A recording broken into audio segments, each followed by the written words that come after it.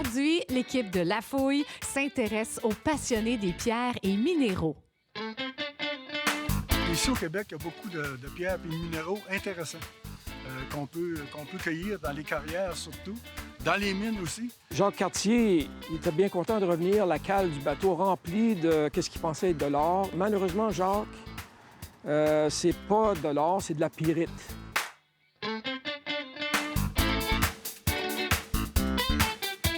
Vous pouvez vous joindre au Club de minéralogie des Appalaches, qui accueille tous les passionnés des roches et minerais. Roland Simoneau nous en parle.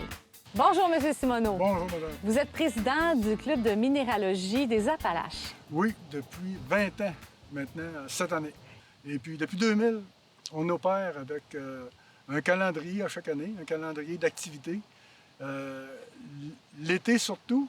L'hiver, c'est moins actif parce qu'on n'a pas accès aux minéraux. Mais vous êtes actif, mais autrement pendant la période hivernale. Oui. OK. Oui. Vous vous êtes donné quoi comme mandat en tant que président et avec vos membres? C'est une passion, hein, la minéralogie. Les gens qui connaissent pas ça, ils perdent beaucoup parce que personne ne sait qu'est-ce qu'on a en dessous des pieds. Tu sais, là, les pierres, les minéraux, disons, les pierres précieuses, ces choses-là. On en a moins au Québec, il y en a plus ailleurs, là. Mais ici au Québec, il y a beaucoup de pierres et de minéraux intéressants qu'on peut cueillir dans les carrières surtout, dans les mines aussi.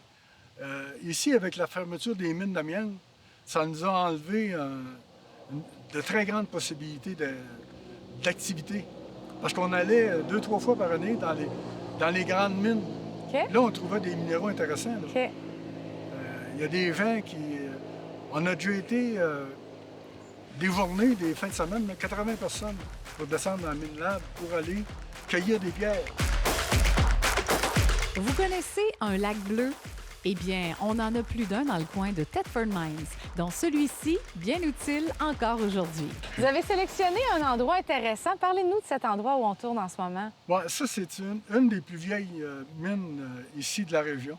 Ça a été découvert en 1886 par le docteur Reed, James Reed. Ça a été exploité de 1886 à 1971. Le pit actuel sert pour des clubs de plongée sous-marine actuellement. Donc, il a une deuxième vie, ce lac-là. Là. Il y a une deuxième vie avec les clubs de plongée sous-marine. C'est le seul où c'est organisé. Il y a de la surveillance, puis il y a au fond de l'eau des équipements pour que les gens puissent se pratiquer. Là, Okay. il y avait même une cuisine en dessous de l'eau là, pour permettre aux plongeurs d'accéder à des inondations possibles, là, peut-être. Là. Ah! Il y a des autobus, un autobus, puis des voitures peut-être là, aussi. Puis nous autres, on vient faire de la minéralogie ici à l'occasion. Ah! Parce que c'est un site où, même si ça fait 100 ans que ça existe, quand on peut creuser puis bouleverser le sol, on trouve des choses encore. OK. Mais au fait, d'où vient l'appellation de lac bleu? Le géologue André Prost nous en parle. Le lac bleu, ça, c'est un fond de puits à ciel ouvert qui a été exploité, dans lequel se déposent des poussières très pâles. Le soleil frappe ces boues-là qui sont très pâles à travers l'eau, puis ça réfléchit, ça donne une couleur verte à l'eau, comme on voit les fameux lacs en Alberta, lac Louise, d'autres lacs qu'on connaît qui sont verts, un beau vert émeraude, ou dans les Caraïbes, la même chose, quand le fond est pâle, quand le soleil réfléchit, ça devient un beau vert émeraude. On a la même chose ici à Black Lake avec le lac bleu, qui est une ancienne fosse à ciel ouvert pour l'amiante chrysotile.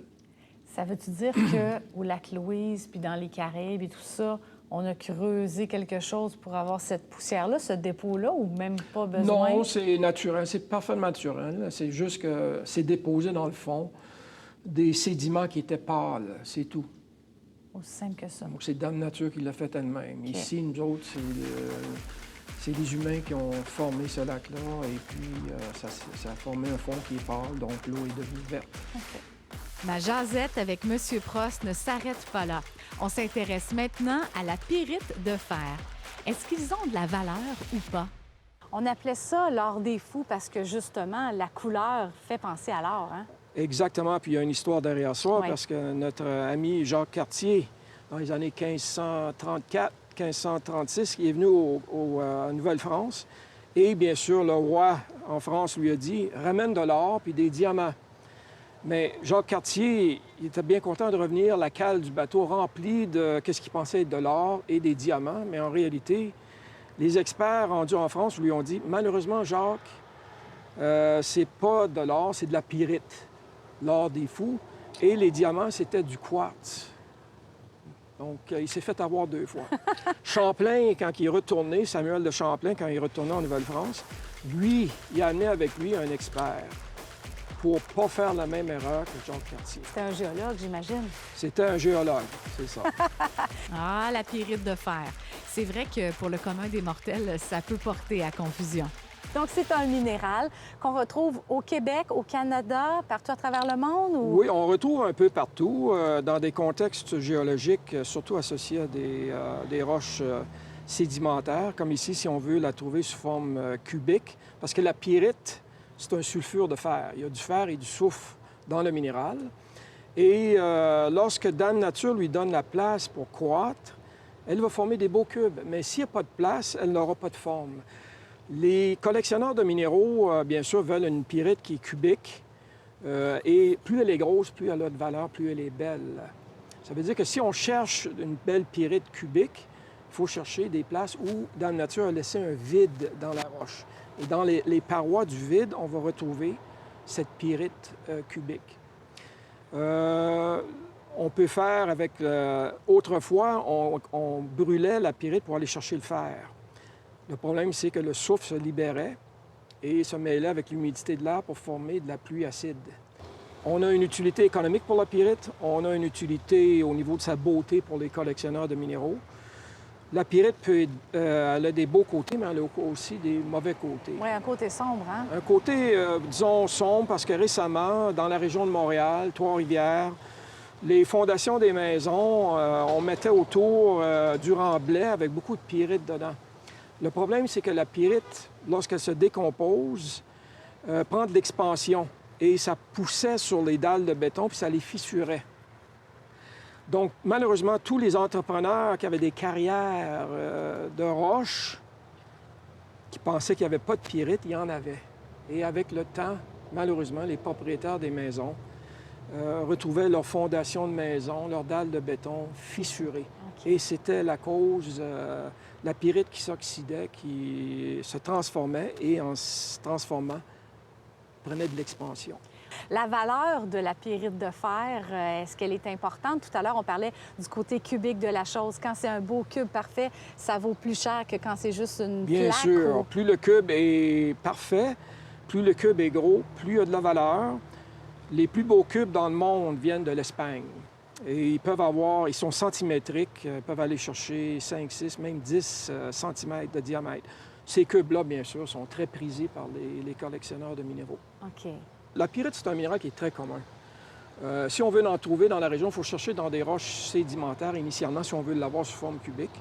Ici, dans notre région, ça se trouve dans des ardoises surtout. Les ardoises, on s'en sert pour faire des toitures de maison. Le problème de la pyrite, lorsqu'exposée à l'air puis à l'eau, va rouiller parce que c'est du fer après tout. Donc, le cube de pyrite devient rouillé. Il est moins beau que s'il sortait de la fissure. À ce moment-là, il apparaît comme ici. C'est ça qui prend de la valeur. Mais une fois rouillé, malheureusement, ça devient difficile de le nettoyer. On peut, mais ça perd sa valeur. Parce que c'est assez impressionnant, là, cette grosse... Ça, c'est des petits cubes qu'on voit ici. Ouais. Mais on a des spécimens dont chaque cube peut être centimétrique. Oui. OK. Quand le potentiel d'exploitation n'est pas assez important, on ne peut créer une entreprise viable. C'est le cas de la chromite. Monsieur Prost, parlez-nous de la chromite, l'importance que ça a eu dans la région de l'amiante de Thetford Mines, en fait. Énormément. Les gens ne savent pas que la chromite a occupé une place très importante dans l'exploitation des minéraux ici. On pense toujours à amiante, chrysotile, on pense pierre à savon. Mais la chromite, elle a sa place aussi, parce que la chromite, étant un oxyde de chrome, on l'utilisait le chrome dans le temps pour chromer les pièces, mais beaucoup moins maintenant. Le chrome servait surtout dans les alliages pour les aciers. Le chrome dans l'acier rend l'acier plus résistant à la corrosion et plus dur aussi. La chromite ici dans la région, elle est stratégique. C'est un minéral stratégique dans le temps. Première guerre mondiale, Deuxième guerre, 1914-18, 1939-45. Les mines de chromite étaient très recherchées. C'est un minéral stratégique. On cherchait du chrome pour construire nos armements, des tanks, exemple, pour éviter des... éviter de la destruction lors de frappes, des frappés avec des fusils ou des bombes. Donc, ça rendait l'acier beaucoup plus dur et c'était très stratégique en temps de guerre. Donc, ici, dans la région, si on regarde la production de chromite, puis on a eu beaucoup de chrome, c'est pas des grosses mines, c'est artisanal. C'est des familles qui exploitaient leurs petits gisements. Il y a eu quelques mines, comme Rive Bélanger, qui était une très grosse mine. Mais le chrome ici était exploité pendant les temps de guerre, c'était très recherché. Et on voit des consommations importantes, production importante de chrome ici dans la région 1914-18. Ça diminue, puis ensuite 1939 et 1945, ça recommence. On mettait de la chromite, on enrobait en fait l'acier de chromite ou c'était un mélange? C'est ça, la chromite, c'est un minéral. C'est du chrome, du fer, puis de l'oxygène. C'est sa formule. On va que chercher le chrome dans la chromite. CR, dans le tableau périodique. Le chrome, c'est lui qu'on mêle avec l'acier, le fer, pour le rendre plus dur. Retournons voir M. Simoneau, ce passionné de pierres et minéraux. Monsieur Simoneau, on va parler de vos trouvailles, mais juste avant de parler de vos trouvailles, qu'est-ce qu'on retrouve comme type de minéraux dans la région qu'on a sélectionné, donc Chaudière-Appalaches? Qu'on veut collectionner, oui, il y a beaucoup de minéraux ici, entre autres. Les noms qu'on connaît, là, c'est du cuivre. Il y a du cuivre. Il y a des mines de cuivre qui ont déjà été exploitées, mais qui ont été abandonnées à cause de la quantité qui n'était pas intéressante, là. On connaît aussi les mines d'amiante, mais à part l'amiante, nous, on ne collectionne pas l'amiante. On va collectionner des minéraux qu'on va trouver dans ces mines-là, comme des cristaux d'andrandite. C'est un cristal... Il y en a du vert, il y en a du rouge, il y en a de plusieurs couleurs, là. Mais ici, on a trouvé du vert. Est-ce qu'on en a ici? Non, on n'a pas ici. On n'a pas ici parce que c'est très recherché. Très recherché par les collectionneurs et les commerçants, parce que en dessous de tout ça, la minéralogie, il y a un gros commerce au niveau mondial pour les collectionneurs, les écoles, les universités, les bijoutiers, tous ceux qui ont affaire à faire des décorations, mettons, sur soit intérieur ou extérieur. Il y a beaucoup de minéraux qui sont utilisés, qui viennent d'un peu partout, mais ici à Thetford, c'est surtout la serpentine. Bien, merci beaucoup, M. Simoneau. Ça me fait plaisir. C'est vraiment intéressant, ce club-là. Ce n'est pas donné à tout le monde d'identifier correctement tout ce qu'on a dans nos sous-sols. Mais si ce domaine vous passionne, voici ce que ça prend. Pour devenir géologue, qu'est-ce que ça prend comme étude? Ça prend, bien sûr, le niveau collégial, sciences, dans le temps, c'était sciences pures. Et puis après, c'est l'université, bien sûr, 3 ans, si on veut être géologue, ou 4 ans si on désire être ingénieur géologue, parce que la formation ingénieur existe. C'est 1 an de plus. Maintenant, vous savez ce que ça vous prend. Pour les intéressés, il ne vous reste qu'à vous inscrire au Cégep de Thetford Mines, entre autres, pour poursuivre votre passion.